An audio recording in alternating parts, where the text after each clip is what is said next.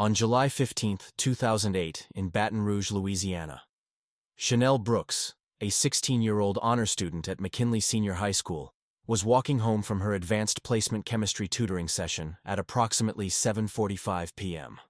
A patrol car carrying 3 off-duty police officers stopped beside her on East McKinley Street. The officers were Michael Bryson, 34, Thomas Hoffman, 29, and Kevin Ridgway, 31. The toxicology report confirmed they were heavily intoxicated while on duty. Multiple witnesses from nearby residences reported hearing a struggle and observing the officers forcefully pulling Brooks into the police vehicle.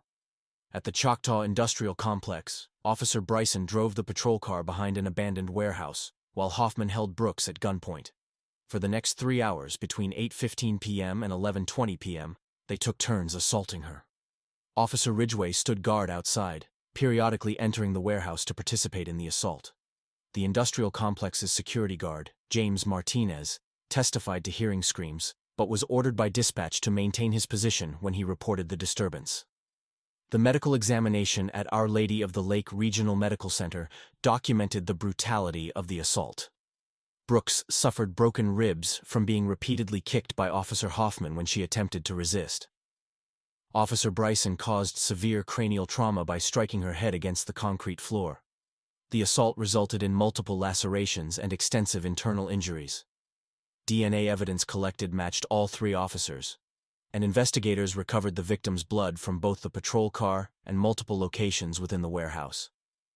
During the internal affairs investigation, Lieutenant Gregory Walsh uncovered a pattern of misconduct. Critical evidence disappeared, including Officer Ridgway's body camera footage from that night. Witness testimonies were altered, removing mentions of previous complaints against the officers.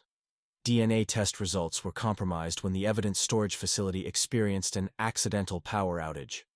Officer Janet Powell, who documented the missing evidence in her initial report, was immediately reassigned to traffic duty. In the weeks following the assault, Chanel Brooks endured continuous intimidation. Officer Bryson frequently parked his patrol car outside her house during night shifts. Officer Hoffman, who lived in the same district, would follow her on her way to school. Officer Ridgway used his authority to dismiss multiple complaints filed by the Brooks family. Unable to cope with the trauma and constant harassment, Brooks stopped attending classes in late August. Despite receiving professional support from trauma counselor Dr. Rebecca Thompson, she struggled with severe post-traumatic stress disorder and depression. On September 12, 2008, at approximately 3:15 p.m., she took her own life in her family home. The FBI forensics team authenticated Brooks's suicide note, which detailed the roles of each officer in both the assault and subsequent cover-up.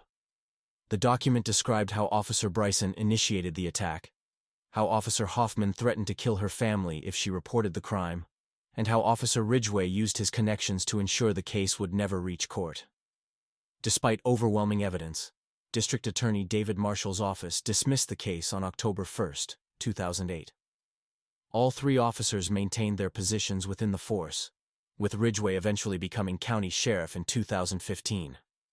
The case highlighted the department's systemic corruption, as multiple officers later admitted to witnessing the 3 men's previous misconduct, including several incidents of on-duty intoxication and harassment of other young women. This case remained inactive for precisely 10 years. In the aftermath of his daughter's ended her life, Lamont Brooks, a professional butcher with 20 years of experience, demanded justice through official channels. When formal complaints went unanswered, he confronted Officer Michael Bryson at the police station on September 20, 2008. During this confrontation, Brooks was severely beaten by multiple officers. The security footage later revealed that Officer Bryson struck first, but Brooks was charged with assaulting a police officer. During the trial, the prosecution, led by Assistant District Attorney Robert Miller, presented altered evidence that portrayed Brooks as the aggressor. Despite multiple witnesses testifying that Brooks never threw a punch, Judge William Henderson sentenced him to 10 years in Louisiana State Penitentiary. The sentencing hearing lasted less than 30 minutes, with Judge Henderson denying all defense motions to present evidence of police misconduct. At the Louisiana State Penitentiary, Brooks was assigned to work in the meat processing facility due to his professional background. Over his decade of incarceration, he refined his already considerable skills with butcher's tools. Prison records show he became the lead instructor for the meat processing vocational program, teaching dozens of inmates the trade. Brooks maintained an exemplary prison record. He participated in anger management programs, completed several educational courses, and served as a mentor in the prison's rehabilitation program. The prison psychiatrist documented his remarkable emotional control and dedication to self-improvement. During family visits, Brooks spoke only of plans to open his own butcher shop after release. Prison staff noted Brooks's methodical approach to his work. He developed new techniques for precision cutting and wrote a comprehensive manual for the prison's meat processing program. His innovations improved the facility's efficiency by 30%. The prison administration commended his work ethic and attention to detail multiple times. Throughout his imprisonment, Brooks received regular visits from his sister, Marion Brooks, who kept him informed about changes in Baton Rouge. She told him about Officer Ridgway's promotion to county sheriff, Officer Hoffman's transition to private investigation work, and Officer Bryson's new business venture, a gym in the downtown area. Brooks listened to these updates without comment, focusing instead on discussing his sister's family and his work in the prison. During his final year of imprisonment, Brooks attended advanced courses in business management and accounting through the prison's educational program. He maintained detailed notebooks about meat processing techniques, business operations, and market analysis. The prison vocational supervisor praised his dedication to learning and teaching others. On August 15, 2018, Lamont Brooks was released from Louisiana State Penitentiary. His behavior and participation in rehabilitation programs earned him an early release. The parole board noted his perfect disciplinary record and multiple letters of recommendation from prison staff. Upon release, Brooks collected his personal effects, including his certification in advanced meat processing and business management credentials. The prison release report described Brooks as a model of rehabilitation. He had developed exceptional skills in his trade, maintained strong family connections, and demonstrated consistent emotional stability. His parole officer, David Martinez, reported that Brooks expressed no interest in his daughter's case, focusing solely on plans to establish his own business. Prison officials documented Brooks's final day in detail. He completed his last shift in the meat processing facility, organized his workstation meticulously, and provided detailed instructions for his replacement. Fellow inmates and staff described his demeanor as calm and focused. He left the facility carrying only a small bag of personal items and his professional certifications. The systematic investigation that would later follow these events revealed that Brooks's time in prison served not as rehabilitation, but as preparation. His dedication to perfecting his butchering skills and maintaining an impeccable record was part of a calculated plan. On October 12, 2018, the first act of a meticulously planned revenge unfolded at Downtown Fitness, owned by former police officer Michael Bryson. At 11:45 p.m., after closing hours, Bryson was ambushed in his gym. During a brief exchange of gunfire, the assailant shot Bryson in both kneecaps with tactical precision, immobilizing him. What followed was 6 hours of methodical torture. The perpetrator used Bryson's own gym equipment to restrain him, transforming the fitness center into a makeshift torture chamber. Through precise gunshot placement and expert use of tourniquets, the attacker ensured Bryson remained conscious throughout most of the ordeal. The assailant brought an array of professional butchering tools: cleavers, boning knives, and a bone saw. Each implement was used with the precision and skill of someone with extensive meat processing experience. The torture began with Bryson's extremities and methodically worked inward, the perpetrator taking time between segments, presumably questioning his victim about the events of 2008. Dr. Margaret Wilson's forensic analysis revealed the extraordinary precision of each cut.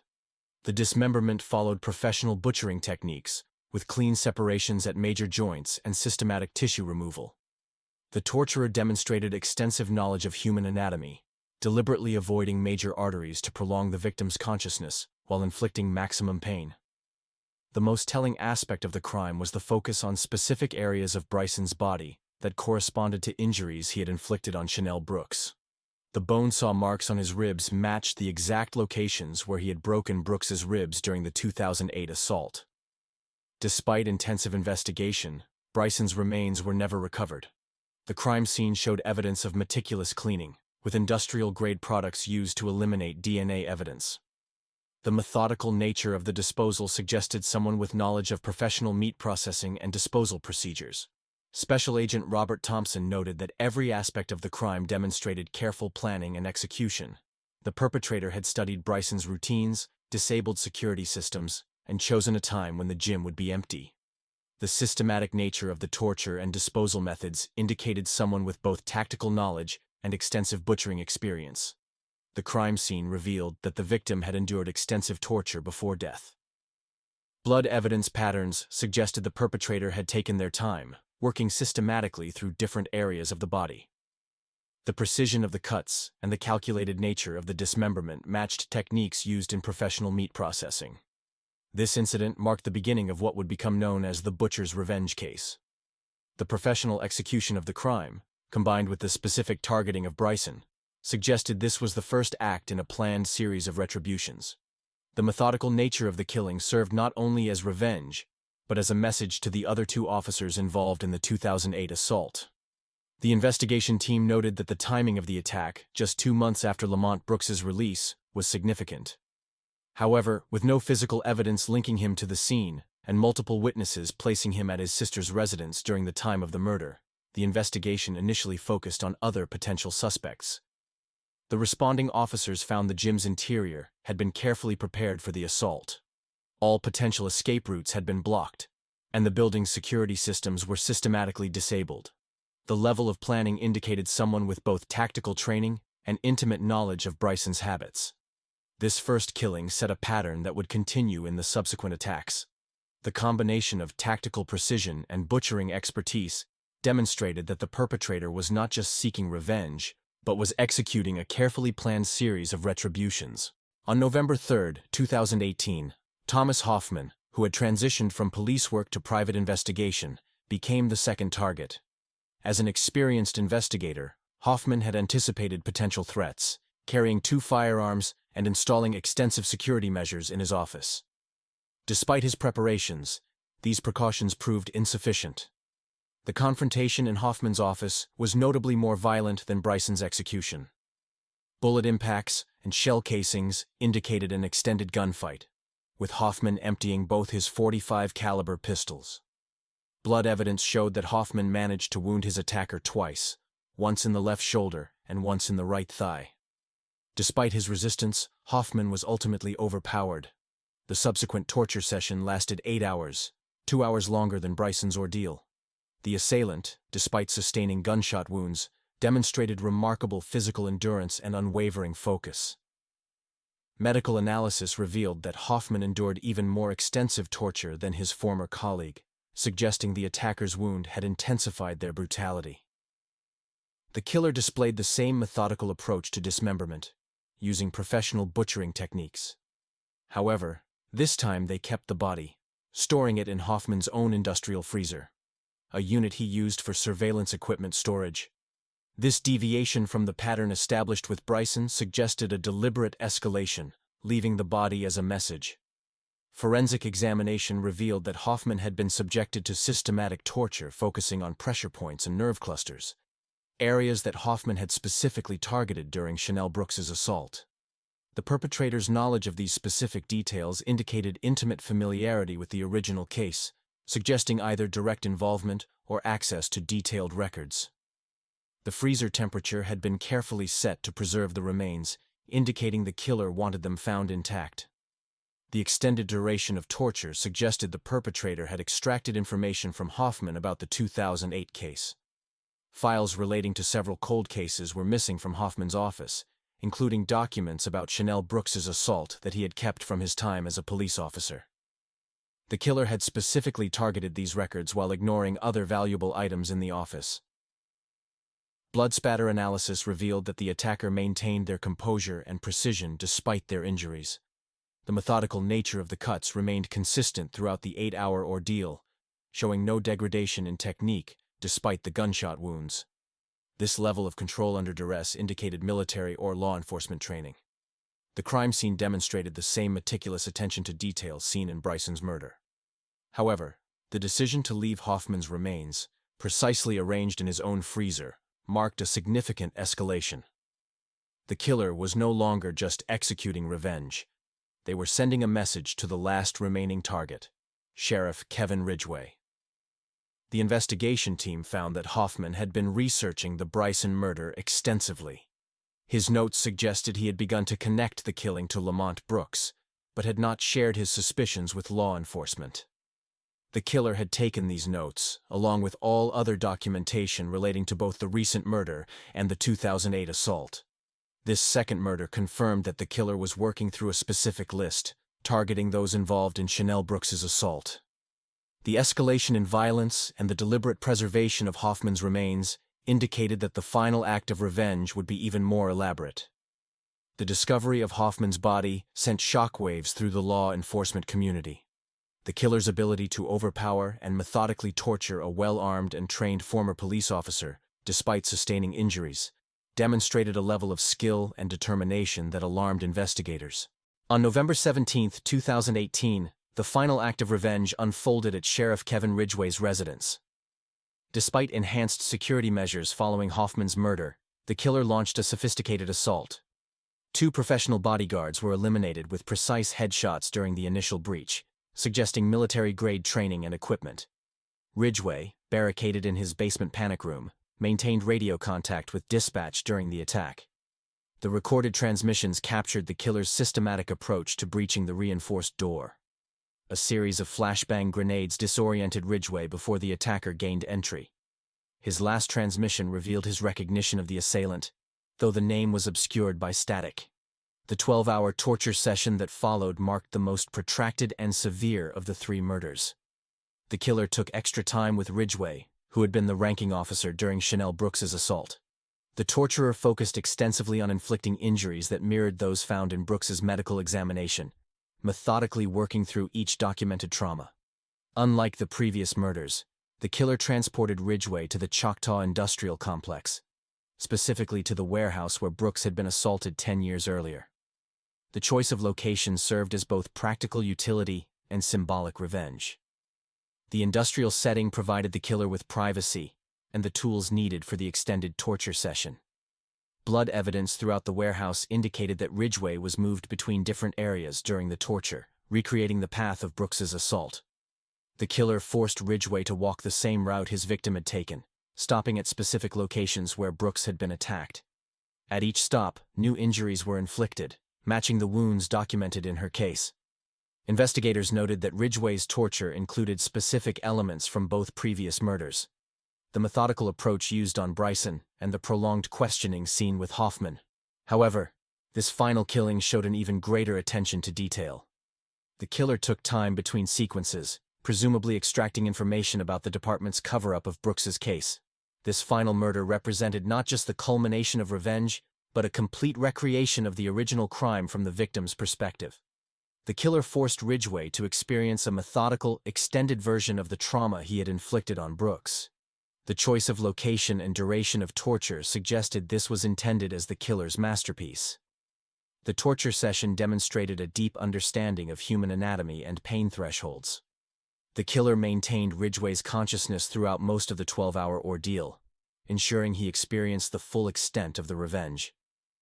Medical evidence indicated that death came only in the final hour, after the most severe phases of torture had been completed. Near Ridgway's remains, investigators discovered a digital recording device. The recovered audio contained a 12-hour confession, during which Ridgway revealed the full extent of the department's corruption. Under extreme duress, he detailed how the department had systematically covered up numerous assaults before Chanel Brooks. He named 17 high-ranking officials who had helped suppress evidence over the years, including 2 state judges and a district attorney. Most disturbing was the discovery of Chanel Brooks's original suicide note in Ridgway's coat pocket, the one that had mysteriously disappeared from evidence 10 years ago.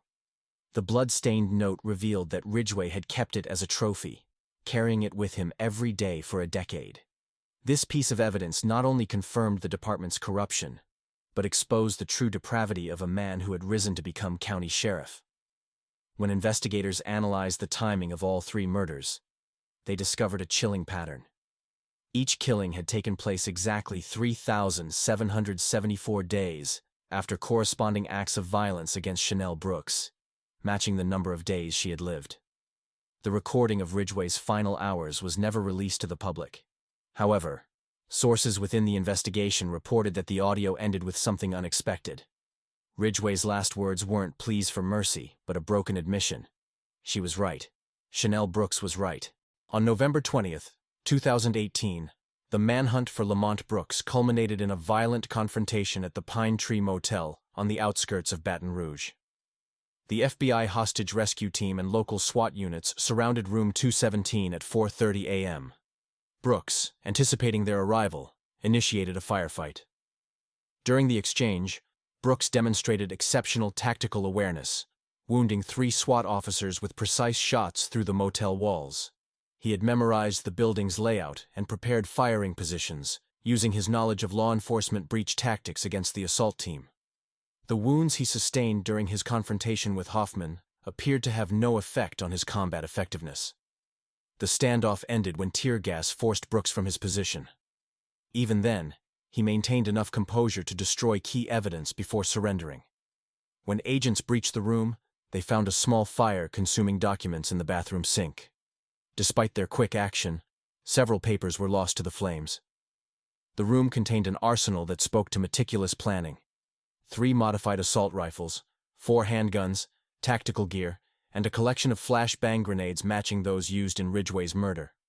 Most significantly, investigators discovered the original files from the 2008 case, including medical reports and witness statements that had been lost during the initial investigation.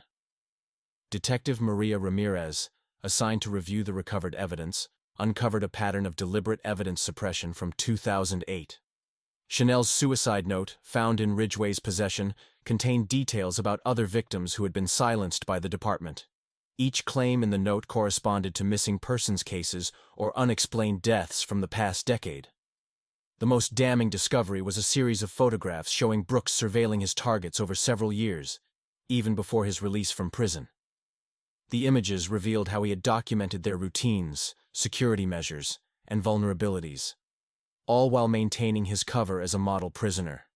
His prison notebooks, initially thought to contain only butcher shop business plans, included encoded details of his revenge strategy. Brooks's arrest interview became legendary within the FBI. For 6 hours, he sat in complete silence, displaying the same patience that had characterized his decade-long wait for revenge. The only time he spoke was when shown his daughter's recovered suicide note. His response was simple. The system failed her. I didn't. The investigation revealed how Brooks had manipulated his prison assignment to the meat processing facility, deliberately choosing a profession that would make his eventual murders appear to be the work of a professional butcher. Every aspect of his rehabilitation, from anger management classes to business courses, had been carefully selected to prepare for his revenge while maintaining an appearance of reformation. Despite exhaustive searches, including draining several sections of the Mississippi River, the remains of Bryson and Ridgway were never recovered. Brooks's expertise in disposal methods, combined with his knowledge of local industrial facilities, had ensured that his victims would never be found. Federal prosecutors sought the death penalty, citing the brutality of the murders. However, the case became complicated when evidence of the department's corruption emerged. Public sentiment largely sided with Brooks, viewing him as a symbol of resistance against institutional corruption. Several jury pools had to be dismissed due to bias in his favor. As Brooks awaited trial, Chanel's suicide note was finally made public. Its contents sparked nationwide protests against police brutality and corruption. The note wasn't just a testimony of her assault. It was an indictment of a system that had protected her attackers while persecuting her family. Her final words became a rallying cry for reform. They took my life long before I decided to end it. The arrest of Lamont Brooks marked the end of one of Louisiana's most meticulously planned revenge campaigns.